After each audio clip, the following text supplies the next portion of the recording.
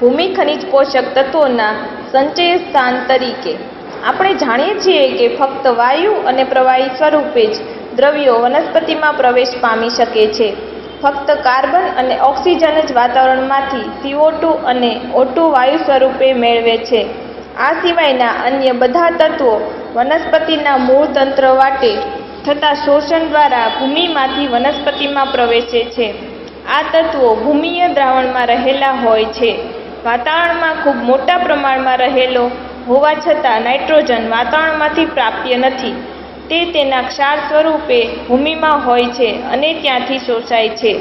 C, H અને O આમ ખનિજ તત્વો ન ગણાય તે મુજબ N પણ ખનિજ તત્વ ન ગણાય, કારણ કે તેમના મૂળ સ્ત્રોત હવા છે. બીજા અન્ય તત્વો મૂળ તંત્ર દ્વારા જમીનમાંથી શોષાઈને વનસ્પતિમાં પ્રવેશ પામે છે. આ તત્વો ભૂમિજલમાં દ્રાવ્ય કે ઓગળેલી સ્થિતિમાં હોય છે. નાઇટ્રોજન NH4+ તથા NO3- સ્વરૂપે શોષાય છે. પોટેશિયમ K+ આયન સ્વરૂપે, ફોસ્ફરસ ફોસ્ફેટ આયન સ્વરૂપે, કેલ્શિયમ Ca2+ આયન સ્વરૂપે, મેગ્નેશિયમ Mg2+ આયન સ્વરૂપે, સલ્ફર સલ્ફેટ SO4² સ્વરૂપે.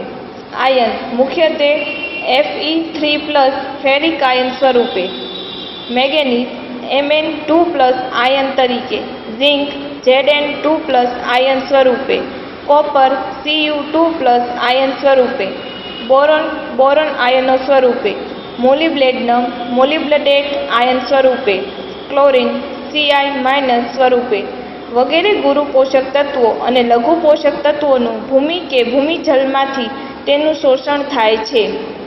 ભૂમિ વિવિધ કદના કણો ધરાવે છે. દાખલા તરીકે રેતી, કાંપ, માટી, માટીના ખૂબ નાના કણો અને ભૂમિજલમાં રહેલા અન્ય વિલંબિત કણો. કલીલો એ ખનિજ, કાર્બનિક, વધુ સપાટી વિસ્તાર ધરાવતા ધન આયનોની હેરફેરમાં ભાગ લે છે. આથી ભૂમિને ખનિજ તત્વોના સંચય સ્થાન તરીકે ગણવામાં આવે છે.